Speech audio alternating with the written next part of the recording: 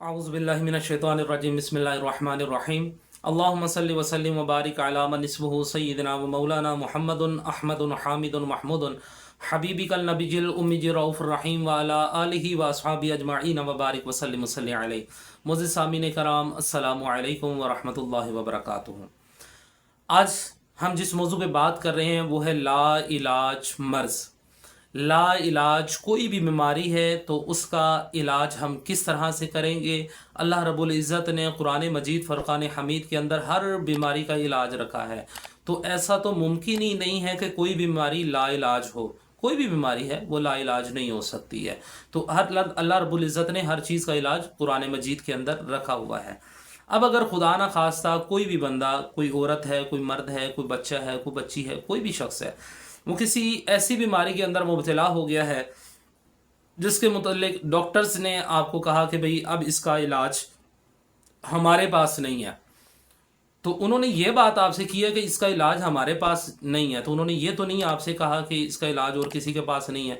Doctor जब ये किसी को कहते हैं कि इसका इलाज अब आप इसको घर ले जाएं, इसका इलाज हमारे पास नहीं है, अब आप इसके लिए जाके दुआ करें, तो वो आपको बड़े आसान अल्फाज में कह रहे होते हैं कि भाई हमारे अब यहाँ पर हाथ खड़े हैं, अब आपने जो कुछ भी लेना है वो अल्लाह रब्बुल इज़्ज़त की बारगाह से लेना है। अब हमने क्या करना है, जो ला इलाज पेशेंट है अगर वो खुद पढ़ेगा तो फिर तो कमाल ही हो जाएगा। अगर वो खुद पढ़े तो फिर तो कमाल ही हो जाएगा। उसने खुद क्या पढ़ना है, या हय्यु या क़य्यूम, या हय्यु या क़य्यूम, या हय्यु या क़य्यूम। उसको ज़ुबान से नहीं पढ़ा जा रहा तो उसको दिल के अंदर पढ़ना शुरू कर दे, वज़ू बग़ैर वज़ू हर हालत में उसको पढ़ता रहे।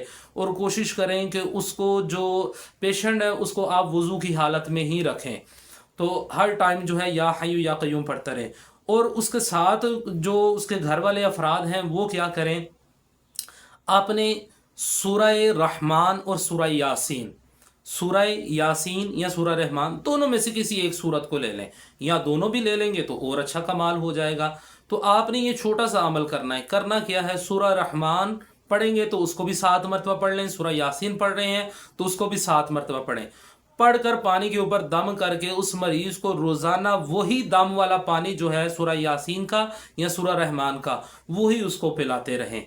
तो आप देखेंगे कि चंद दिन गुजरेंगे तो चंद दिन के बाद उसकी तबीयत के अंदर सुधार आना शुरू हो जाएगा और अल्लाह रब्बुल इज़्ज़त उसके लिए आसानियां पैदा फरमा देगा। अल्लाह रब्बुल इज़्ज़त की बारगाह में दुआ है कि अल्लाह रब्बुल इज़्ज़त हमें सही मानों में कुरान और सुन्नत पर अमल पैरा होकर दूसरों तक पहुंचाने की सआदत और तौफीक अता फरमाए। आमीन।